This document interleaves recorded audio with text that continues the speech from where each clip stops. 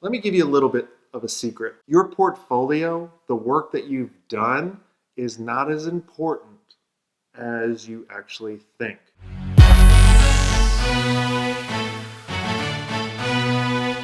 So it is Monday, busy week. I look forward to today. We got a couple interviews, prospect calls, and getting a couple podcast interviews ready to go live in the next couple weeks. Got those planned out for a good couple months. If you guys are going to be at Digital Summit of Atlanta, let me know.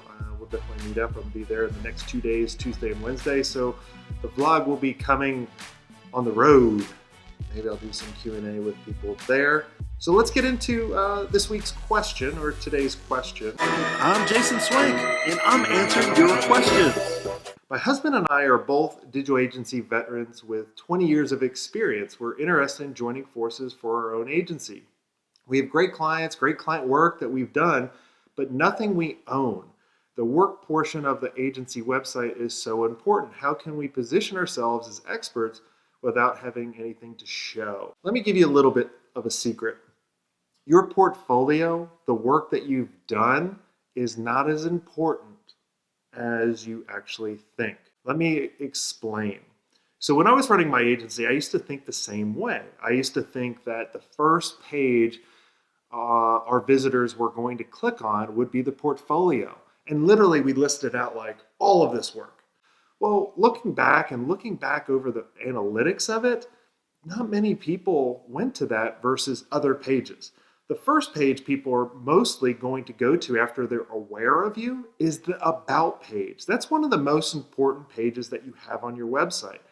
And a lot of times you're positioning yourself the wrong way. You're positioning yourself with the main focal point. Now you're going to say to me, you're like, Jason, the About page is supposed to be about me. Not yet. The About page is supposed to let them know that they're at the right place and that you understand them and you can help them. So you should start off thinking about the questions that they're asking themselves when they're evaluating your site. So if you look at my About page, you'll notice that I start off saying like, hey, do you struggle with generating leads? Do you struggle with scaling your business? Do you struggle with X, Y, and Z? And then I say, you're in the right place. Then I position it and say, well, this is what we believe. We believe that systems outperform talent, right? And I tell them what we believe. And then I have an opt-in. And then only after all of that, I put my about my story. So if I was an agency, I would actually do that. And then also below that, I would put my team. Your portfolio is not that important. Now, getting back to your question about how do we set ourselves up and show our expertise, we'll start putting out content for that particular market. Now, here's the thing. You have to get super specific at who you're going after in order to know what kind of content to put out. You cannot say small businesses or medium-sized businesses. And if you have a wide breadth of work that you've already done, if you guys have been doing it for 20 years, the cool thing with you is you know exactly what you're really good at. You know exactly who makes the best clients and which ones are the most profitable.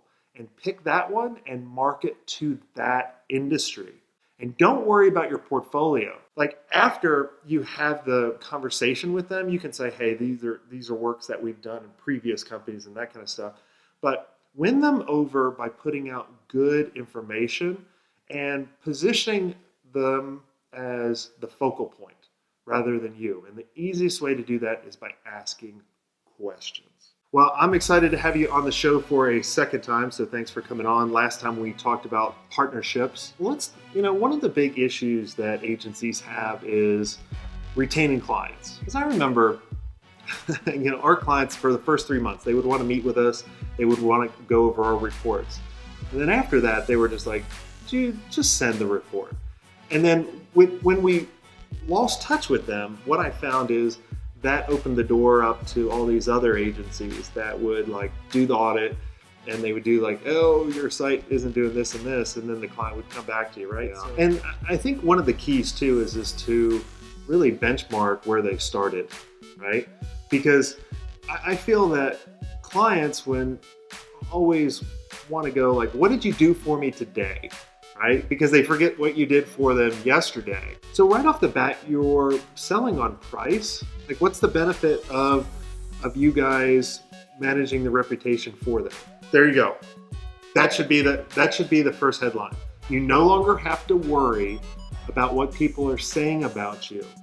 Get our dedicated team monitoring and responding so you can concentrate on growing your business, right? Something like that.